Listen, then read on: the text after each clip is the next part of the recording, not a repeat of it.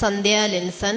ഞാൻ വരുന്നത് എറണാകുളം ജില്ലയിൽ പിറവം എന്ന് പറയുന്ന സ്ഥലത്ത് നിന്നാണ്.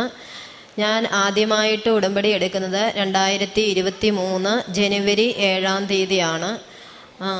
രണ്ടാമത്തെ പ്രാവശ്യമാണ് ഞാനിവിടെ സാക്ഷ്യം പറയാനായിട്ട് കയറി നിൽക്കുന്നത്. അതിനനുവദിച്ച എൻ്റെ ഈശോയ്ക്കും പരിശുദ്ധ അമ്മയ്ക്കും ആദ്യം തന്നെ 1000 നന്ദി പറയുന്നു. ഇതെൻ്റെ ഹസ്ബൻഡ് ആൻഡ്രൂ ലിൻസൺ. എൻ്റെ ചേട്ടായിക്ക് പുറത്തോട്ട് പോകുവാനായിട്ട് ഒരവസരം ഒരുക്കി തന്ന അമ്മയ്ക്ക് 1000 നന്ദി പറയാനാണ് ഞാനിവിടെ നിൽക്കുന്നത്. എൻ്റെ ഒരു കസിൻ കൊച്ച് മാൾട്ടയിൽ നേഴ്സായിട്ട് ജോലി ചെയ്യുന്നു. അവളുടെ വാട്സപ്പ് ഗ്രൂപ്പിൽ അവിടെ കൺസ്ട്രക്ഷൻ മേഖലയിലേക്ക് ആളുകളെ എടുക്കുന്നുണ്ടെന്നും പറഞ്ഞ് അവൾ എനിക്കൊരു മെസ്സേജ് അയച്ചായിരുന്നു. അപ്പോൾ ചേട്ടായിക്ക് വേണ്ടിയിട്ട് കൊടുക്ക് ചേച്ചി എന്നോട് പറഞ്ഞു. അപ്പോൾ ചേട്ടായിക്ക് പാസ്പോർട്ടൊന്നും ഇല്ലായിരുന്നു. പാസ്പോർട്ട് എടുക്കാതിരുന്നതിൻ്റെ കാരണം ചേട്ടായിയുടെ SLC ബുക്കിൽ ആൻഡ്രൂ വിൽസൺ എന്നാണ് കിടന്നിരുന്നത്. അത് ഹെഡ് മാസ്റ്റർ തന്നെ തിരുത്തി ആൻഡ്രൂ ലിൻസൺ എന്ന് എഴുതി വെച്ചതുകൊണ്ട് പാസ്പോർട്ട് ഒരിക്കലും തന്നെ കിട്ടാൻ സാധ്യതയില്ലായിരുന്നു. അപ്പോൾ ഞാൻ മാതാവിനോട് പറഞ്ഞു, അമ്മേ മാതാവേ, എൻ്റെ ഭർത്താവ് പോകാൻ അമ്മ ആഗ്രഹിക്കുന്നുണ്ടെങ്കിൽ യാതൊരു തടസ്സങ്ങളും കൂടാതെ അമ്മ ഒപ്പമുണ്ടാകും എന്നുള്ളതിന് എന്തെങ്കിലും ഒരടയാളം തന്നാലല്ലാതെ ഞാൻ ഈ പാസ്പോർട്ടിന് കൊടുക്കുകയില്ല എന്ന് പറഞ്ഞു. അപ്പോൾ ഞാൻ ആദ്യമായിട്ടൊരു സാക്ഷി എടുത്തപ്പോൾ അതിൽ ഒരു ചേട്ടൻ്റെ സാക്ഷിയായിരുന്നു. ആ ചേട്ടനും ഇതുപോലെ തന്നെ പാസ്പോർട്ടിൽ SLC ബുക്കിൽ പാസ്പോർട്ടിന് കൊടുക്കാൻ വേണ്ടിയിട്ട് എന്തോ പേരിന് വ്യത്യാസമുണ്ടായിട്ട് അവർക്ക് പാസ്പോർട്ട് കിട്ടിയില്ല. അപ്പോൾ ആ ചേട്ടന് ആ SLC ബുക്കുമായിട്ട് ഇവിടെ മാതാവിൻ്റെ അടുത്ത് വന്ന് അമ്മേനെ കാണിച്ചു കൊടുത്തിട്ട് പറഞ്ഞു, അമ്മയ്ക്ക് എന്തെങ്കിലും ചെയ്യാൻ സാധിക്കുമെങ്കിൽ അമ്മ ചെയ്ത് എനിക്ക് പാസ്പോർട്ട് റെഡിയാക്കി തരണം, ഞാൻ നാളെ ഇതുമായിട്ട് പാസ്പോർട്ട് ഓഫീസിൽ പോവുകയാണെന്നും പറഞ്ഞ്. അപ്പോൾ അവിടെ ചെന്ന് കഴിഞ്ഞപ്പോൾ ആ ചേട്ടനോട് അവരാരും ഈ സ്പെല്ലിംഗ് മിസ്റ്റേക്കിനെ കുറിച്ച് ഒന്നും ചോദിക്കാതെ തന്നെ ആ ചേട്ടനോട് പോലീസ് വെരിഫിക്കേഷൻ ഉടനെ തന്നെ ഉണ്ടാകും, ഒരാഴ്ചയ്ക്കുള്ളിൽ പാസ്പോർട്ട് കിട്ടും എന്നുള്ള സാക്ഷ്യമാണ് ഞാൻ കേട്ടത്. അപ്പോൾ ഞാനും അമ്മയോട് പറഞ്ഞു, ഇതേ സെയിം തന്നെയാണ് എൻ്റെ ഭർത്താവിനും ഉള്ളത്. അപ്പോൾ അമ്മ തന്നെ പാസ്പോർട്ട് ഓഫീസിൽ ചെല്ലണം, എൻ്റെ ചേട്ടായിയോട് അവരൊന്നും ചോദിക്കാൻ അമ്മ ഇടവരുത്തരുത്, അമ്മയുടെ കയ്യിൽ വേണം SLC ബുക്ക് ഇരിക്കാൻ, അമ്മ തന്നെ അവരോട് സംസാരിക്കണം, ഈ പാസ്പോർട്ട് അമ്മ തന്നെ വാങ്ങി തരണം എന്ന് പറഞ്ഞു. ചേട്ടായി പാസ്പോർട്ട് ഓഫീസിൽ പോയി. അവർ ആ SLC ബുക്കുമായിട്ട് അങ്ങോട്ടും ഇങ്ങോട്ടും ഒക്കെ നടന്നതല്ലാണ്ട് ചേട്ടായിയോട് അവരൊന്നും ചോദിച്ചില്ല. ചേട്ടായി അങ്ങനെ C1 വന്ന് അവർ പറഞ്ഞു, നിങ്ങൾക്ക് ഒരാഴ്ചയ്ക്കുള്ളിൽ 2 ദിവസത്തിനുള്ളിൽ പോലീസ് വെരിഫിക്കേഷൻ ഉണ്ടാകും, അതിനുശേഷം ഒരാഴ്ചയ്ക്കുള്ളിൽ പാസ്പോർട്ട് നിങ്ങളുടെ കയ്യിൽ കിട്ടുമെന്ന് പറഞ്ഞു. അല്ലാതെ ഒന്നും അവർ അതിനെക്കുറിച്ച്, ആ സ്പെല്ലിംഗ് മിസ്റ്റേക്ക് ഉണ്ടായതിനെക്കുറിച്ച് ഒന്നും അവർ ചോദിക്കാൻ ഇടയായില്ല. അങ്ങനെ അമ്മ ഞങ്ങൾക്ക് പാസ്പോർട്ട് നൽകി അനുഗ്രഹിച്ചു. അതിനുശേഷം ഇൻ്റർവ്യൂ ആയിരുന്നു. ഇൻ്റർവ്യൂ ചെന്നൈയിൽ വെച്ചാണ് നടക്കുന്നത്. അപ്പം ഒരു ഇംഗ്ലീഷുകാരനാണ് അവിടെ ഇൻ്റർവ്യൂ നടത്തിയത്. ഒരു 1000-ഓളം പേരുണ്ടായിരുന്നു. അതിൽ എല്ലാവരെയും, ഇന്ത്യൻസിനെ 3/4 ആളുകളെ അവർ റിജക്റ്റ് ചെയ്യുമായിരുന്നു. അവർ ശരിയായിട്ട് ചെയ്താൽ പോലും അവരത് തെറ്റാണെന്നും പറഞ്ഞ് റിജക്റ്റ് ചെയ്യുമായിരുന്നു. അപ്പം ഇവരുടെ ഏജൻറ്റ് തന്നെ പറഞ്ഞു, കയറിയാൽ കിട്ടുമെന്ന് ഉറപ്പില്ല, പിന്നെ എന്താ ചെയ്യണേ, തിരിച്ചു പോയിട്ട് വേറൊരു ദിവസം വന്നാലോ എന്ന് ചോദിച്ചു. പിന്നെ ചേട്ടായി പോകുന്നില്ല, പിള്ളേർ തന്നെയായിരുന്നു ഇവിടെ. എൻ്റെ മമ്മീനെ ആക്കിയിട്ടാണ് ചേട്ടായി ഇൻ്റർവ്യൂവിന് പോയത് ചെന്നൈയിൽ വെച്ച്.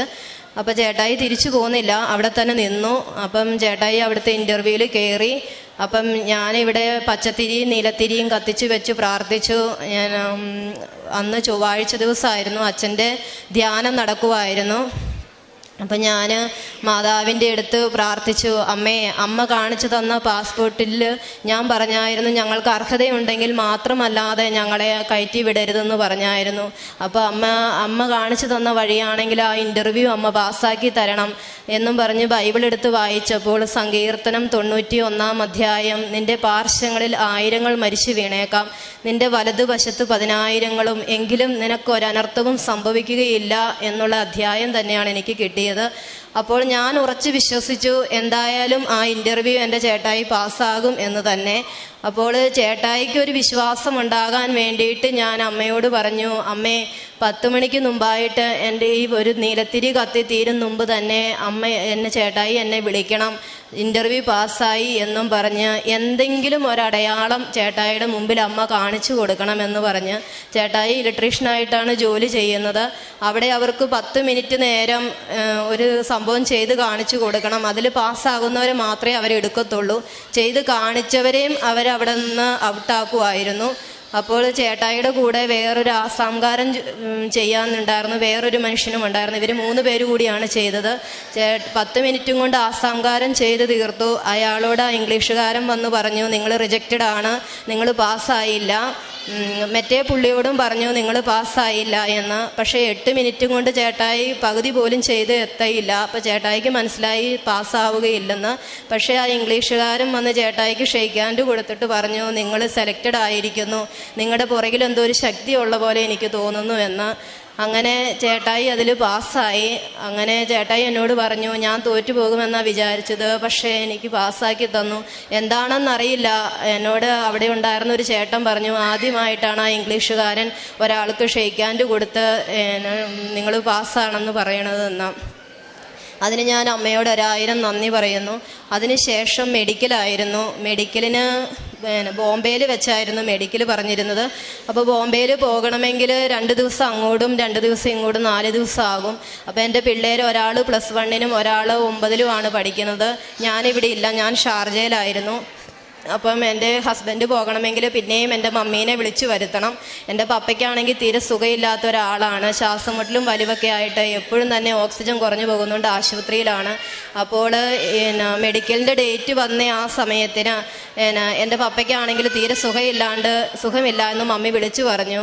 അപ്പം ഞാൻ അമ്മയോട് പ്രാർത്ഥിച്ചു, അമ്മയെ മെഡിക്കൽ ബോംബെയിലാണെങ്കിൽ 5 ദിവസത്തേന് എൻ്റെ കുഞ്ഞുങ്ങളെ ഞാൻ ആരുടെ അടുത്താക്കും എന്ന് പറഞ്ഞ് പ്രാർത്ഥിച്ചു. അപ്പം ഞാൻ അമ്മയോട് പറഞ്ഞു, അമ്മേ ഇത്രയും അനുഗ്രഹങ്ങൾ അമ്മ എനിക്ക് ചെയ്തു തന്നില്ലേ, ഈ മെഡിക്കൽ അമ്മയ്ക്ക് നാട്ടിലെവിടെയെങ്കിലും രാവിലെ പോയി വൈകുന്നേരം വരാൻ പാകത്തിന് എവിടെയെങ്കിലും ഒരു ഇത് അമ്മയ്ക്കൊന്നും അസാധ്യമല്ലല്ലോ. രാജ്യത്തിൻ്റെ നിയമങ്ങൾ തന്നെ മാറ്റാൻ ശക്തിയുള്ള അമ്മ, ആകാശവും ഭൂമിയും സൃഷ്ടിച്ച അമ്മയുടെ മകനോട് പറയണം നാട്ടിലെവിടെയെങ്കിലും ആ മെഡിക്കൽ റെഡിയാക്കി തരാനെന്ന് പറഞ്ഞ് ഒരു 2-3 മണിക്കൂറായപ്പോൾ തന്നെ ചേട്ടായി എനിക്ക് മെസ്സേജ് അയച്ചു, എടി എനിക്കുള്ള മെഡിക്കൽ ഇവിടെ ആലുവ രാജഗിരി ഹോസ്പിറ്റലിലോട്ട് മാറ്റി എന്നും പറഞ്ഞുകൊണ്ട്. അപ്പോൾ തന്നെ ഞാൻ തീരുമാനിച്ചു ആ മെഡിക്കൽ പാസ്സാകുമെന്ന്. ഇത്രയും വലിയ അനുഗ്രഹങ്ങൾ അമ്മ എനിക്ക് ചെയ്തു തന്നു. അങ്ങനെ മെഡിക്കലും പാസ്സായി. മെഡിക്കൽ പാസ്സായിട്ട് 90 ദിവസമായിട്ടും വിസയും ടിക്കറ്റും ഒന്നും വരുന്നില്ല. അതിനെക്കുറിച്ച് പിന്നെ ഒരറിവും ഉണ്ടായിരുന്നില്ല. അങ്ങനെ പ്രാർത്ഥിച്ച് ഞാനിവിടെ എൻ്റെ കയ്യിൽ നിന്ന് എൻ്റെ ഉടമ്പടി കാശ് രൂപം നഷ്ടപ്പെട്ടു പോയായിരുന്നു. അപ്പോൾ അതിനുശേഷം ഞാനിവിടെ നാട്ടിൽ വന്നപ്പോൾ ഈ ഏപ്രിൽ 29-ാം തീയതി ഇവിടെ വന്ന് പുതിയ ഉടമ്പടി എടുത്തു. അതിൽ നിയോഗമായിട്ട് 1ാമത്തെ നിയോഗം വെച്ചത് എൻ്റെ ഭർത്താവിന് എത്രയും വേഗം കയറി പോകാൻ സാധിക്കണം എന്നുള്ളതായിരുന്നു. അതിൽ ഈ 28-ാം തീയതി, ഈ ജൂൺ 28-ാം തീയതി എൻ്റെ ചേട്ടായിയുടെ ബർത്ത്ഡേ ആണ്. അപ്പം ഞാൻ അമ്മയോട് ചോദിച്ചു, അമ്മേ എനിക്ക് ചോദിക്കാനുള്ള ഒരു അവകാശവുമില്ല, എങ്കിലും അമ്മ ആഗ്രഹിക്കുന്നുണ്ടെങ്കിൽ മാത്രം എൻ്റെ ഭർത്താവിന് ഒരു ബർത്ത്ഡേ ഗിഫ്റ്റ് പോലെ അമ്മ വിസ നൽകി അനുഗ്രഹിക്കുവോ? ടിക്കറ്റ് അമ്മയ്ക്ക് ഇഷ്ടമുള്ളപ്പോൾ തന്നാൽ മതി, അമ്മ ഞങ്ങളുടെ കൂടെയുണ്ടെന്നും അമ്മ അവിടെ ചെന്നിട്ടുണ്ടെന്നും ഉള്ളതിനൊരടയാളം. അമ്മ ആ മകൻ്റെ ഫയൽ എടുക്കണം, അമ്മ അവിടെ പോയി സംസാരിക്കണം, ഞങ്ങൾക്ക് വേണ്ടി വേറെ ആരും റെക്കമെൻഡ് ചെയ്യാനില്ല എന്ന് പറഞ്ഞ് പ്രാർത്ഥിച്ചതിൻ്റെ പിറ്റേ ദിവസം തന്നെ അമ്മ വിസ അപ്രൂവലാക്കി തന്നു. ഇന്നലെ ടിക്കറ്റ് വന്നു. ചേട്ടായിയുടെ ബർത്ത്ഡേ 28-ാം തീയതിയാണ്. അന്നത്തേന് ഇവിടുന്ന് കയറിപ്പോണം. ഇത്രയും വലിയൊരു അനുഗ്രഹമാണ് എൻ്റെ പരിശുദ്ധ അമ്മ നൽകിയത്. അതിന് പരിശുദ്ധ അമ്മയ്ക്കും ഈശോയ്ക്കും 1000 നന്ദി പറയുന്നു. 2ാമത്തെ സാക്ഷ്യം എന്ന് പറയുന്നത് എൻ്റെ മകനാണ്. അവൻ +1-ന് ബയോമാക്സ് ആയിരുന്നു വിഷയം എടുത്തിരുന്നത്. അവൻ ഒരുപാട് പാടായിരുന്നു എല്ലാ വിഷയങ്ങളും തന്നെ. പക്ഷെ അവൻ്റെ കഴിവ് കൊണ്ട് ഒരു ഇമ്പ്രൂവ്മെൻ്റ് ഇല്ലാണ്ട് ഒരു പാസ്സാകാൻ സാധിക്കുകയില്ലായിരുന്നു. 2ാമത്തെ നിയോഗം ഞാൻ അതായിരുന്നു വെച്ചത്, അമ്മേ ഒരു വിഷയം പോലും അവൻ ഇമ്പ്രൂവ്മെൻ്റ് എഴുതിയെടുക്കാതെ ഇരിക്കാൻ തക്ക വിധം അമ്മ അവരിൽ കൃപ ചൊരിയണമെന്ന്. അവന് കഴിഞ്ഞ പ്രാവശ്യത്തെ +1 റിസൾട്ട് വന്നു. അതിൽ അവൻ എല്ലാ വിഷയങ്ങൾക്കും ഡബിൾ പാസ്സോടുകൂടി തന്നെ അവൻ പാസ്സായി. അതിനും പരിശുദ്ധ അമ്മയ്ക്കും ഈശോയ്ക്കും 1000 നന്ദി പറയുന്നു. മൂന്നാമത്തെ നിയോഗത്തിൽ വെച്ച കാര്യമല്ല, അല്ലാണ്ട് എൻ്റെ മോളുടെ സാക്ഷ്യമാണ്. അവളുടെ ബ്ലഡ് പരിശോധിച്ചപ്പോൾ അതിൻ്റെ അകത്ത് കൗണ്ട് ഒരുപാട് കുറവായിരുന്നു, 6.6 ഉണ്ടായിരുന്നുള്ളൂ. അപ്പോൾ ഡോക്ടർ പറഞ്ഞു അത് ഒരുപാട് അളവ് കുറവാണ്, അപ്പോൾ നിങ്ങൾ അതിന് മെഡിസിൻ എടുക്കേണ്ടി വരും, അല്ലെങ്കിൽ എന്തെങ്കിലും വേറെ ടെസ്റ്റ് ചെയ്ത് നോക്കണം ഇതെന്താ ഇത്ര ബ്ലഡ് കുറവെന്നുള്ളത്. അവളങ്ങനെ ഒത്തിരി ക്ഷീണിച്ച കൊച്ചൊന്നും അല്ല, അപ്പോൾ അതെന്താണെന്ന് നമുക്ക് നോക്കേണ്ട വരുമെന്ന് പറഞ്ഞു. അപ്പം ഞങ്ങൾ പേടിച്ചു പോയി. അതിനുശേഷം വീട്ടിൽ വന്ന് 2 പ്രാവശ്യം ബ്ലഡ് പരിശോധിച്ചപ്പോഴും 6.6 തന്നെയാണ് കാണിച്ചത്. രണ്ടാമത്തെ പ്രാവശ്യം ഞാൻ വീട്ടിൽ വന്നു കഴിഞ്ഞപ്പോൾ അവരുടെ നമ്മുടെ ഉടമ്പടി ഉപ്പ് ഉപയോഗിച്ച് അവ പ്രാർത്ഥിക്കും, മാതാവിനോട് ഞാൻ ഇവിടെ വന്ന് സാക്ഷ്യം പറഞ്ഞോളാന്ന് നേരുകയും ചെയ്തു. അതിൻ്റെ ഫലമായിട്ട് കഴിഞ്ഞ ദിവസം ഞങ്ങൾ ബ്ലഡ് ചെക്ക് ചെയ്തപ്പോൾ അവൾക്ക് 10 ഉണ്ട്. അതിലും ഞാൻ പരിശുദ്ധ അമ്മയ്ക്കും ഈശോയ്ക്കും 1000 നന്ദി പറയുന്നു. എൻ്റെ ജീവിതത്തിൽ ആത്മീയമായിട്ട് ഞങ്ങളിൽ വന്ന മാറ്റം എന്ന് പറയുന്നത്, ഞങ്ങൾ 4 പേരെ വീട്ടിലുള്ളൂ. അപ്പോൾ സന്ധ്യാപ്രാർത്ഥന ചെല്ലുമ്പോൾ ഞങ്ങൾ 4 രഹസ്യമൊക്കെ ചെല്ലത്തുള്ളൂ, 4 പേരല്ലേ ഉള്ളൂ, അപ്പോൾ 4 രഹസ്യം ചെല്ലുള്ളൂ.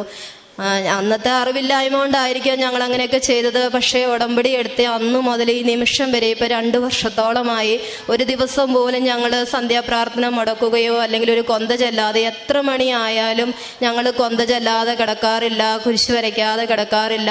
4 പേരും ഞങ്ങൾ ബൈബിൾ വായിക്കാറുണ്ട്. അല്ലാത്ത ദിവസങ്ങളിൽ ഉടമ്പടി എടുക്കുന്നതിന് മുമ്പ് ഞങ്ങൾ ചിലപ്പോൾ ഏറ്റവും ചെറിയ ഒരു വചനം നോക്കിയെടുത്ത് ആരെങ്കിലും ഒരാൾ ബൈബിൾ വായിക്കുമായിരുന്നു. പക്ഷേ ഇപ്പോൾ ഉടമ്പടി എടുത്തതിന് ശേഷം ഞങ്ങൾ 4 പേരും ഒരേ അധ്യായം വെച്ച് ഞങ്ങൾ ബൈബിൾ വായിക്കാതെ ഇരിക്കാറില്ല. ഞങ്ങളെ കൊണ്ട് സാധിക്കുന്ന എല്ലാ ദിവസങ്ങളിലും തന്നെ ഞങ്ങൾക്ക് എല്ലാ സൺഡേകളിലും ഞങ്ങൾ പള്ളിയിൽ പോകും. അതുപോലെ തന്നെ 2 പ്രാവശ്യം ഞാൻ സമ്പൂർണ്ണ ബൈബിള് പൂർണ്ണമായും വായിച്ചു തീർത്തു. മൂന്നാമത് ഞാൻ സങ്കീർത്തനം 97 അധ്യായം വരെ എത്തി നിൽക്കുകയാണ്. അതിനും പരിശുദ്ധ അമ്മയ്ക്ക് നന്ദി പറയുന്നു വായിക്കാൻ എനിക്ക് സാധിച്ചതിന്.